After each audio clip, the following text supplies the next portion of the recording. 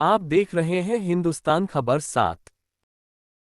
Auto चालकों ने police शोषण के खिलाफ एसएसपी को सौंपा ज्ञापन। बरेली 26 जुलाई 2025।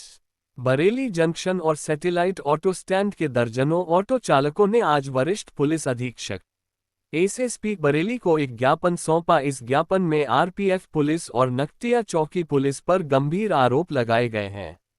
ऑटो चालकों का कहना है कि उन्हें कोतवाली क्षेत्र की सड़कों से जबरन उठाकर रेलवे एक्ट के तहत मुकदमे में फंसाया जाता है और 5,000 रुपये की वसूली की जाती है। इतना ही नहीं, उनके ऑटो को स्टैंड में खड़ा करवा दिया जाता है, जिससे उन्हें आर्थिक नुकसान होता है। ज्ञापन में ये भी आरोप है कि नकटिया चौकी प्रभारी शाम के समय स्टाफ के साथ मिलकर वैध दस्तावेजों वाले ऑटो चालकों पर भी 2,000 रुपये का चालान करते हैं।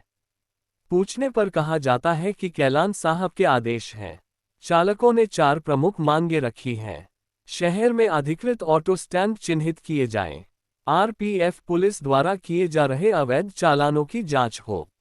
ऑटो वाहनों पर पहचान के लिए आधार नंबर या क्यूआर कोड व्यवस्था हो।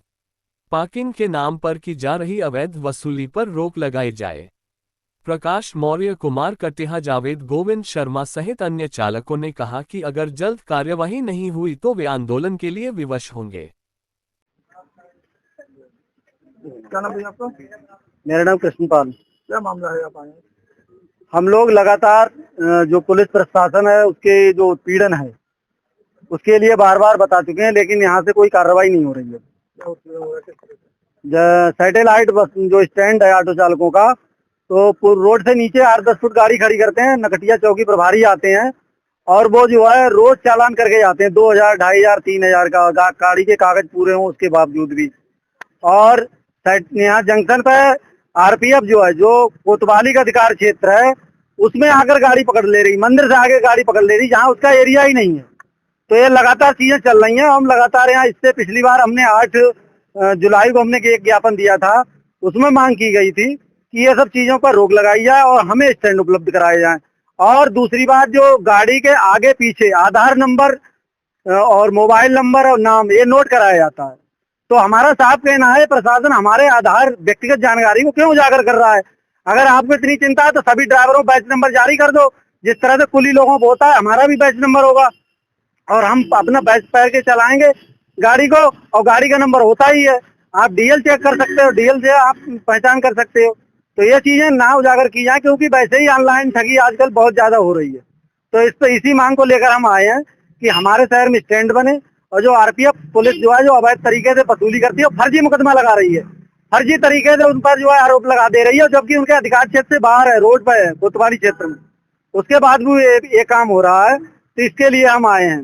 दूसरे, जो वहाँ फिटनेस हो रही है, वहाँ फिटनेस पर जो है, एक बार अगर गाड़ी जैसे मान लो सारे मानक पूरे नहीं है तो दोबारा से फीस ली जाती है। हमारा कहना है कि एक बार फीस लो, उसे 7 दिन का टाइम दो, उस समय अवधि के अंतर वो अपनी गाड़ी को दुरुस्त करके लाए, दोबारा से सही सर्टिफिकेट ले जाए फिटनेस का। इन्हीं सब मांगों को लेके आए हैं। और सबसे ज्यादा परेशानी यहाँ पे जंक्शन पे हो रही है कि जो वहाँ पर जो भी गाड़ी आती है वो ठेकेदार के गुंडे हैं, 30 रुपए वसूली कर लेते हैं।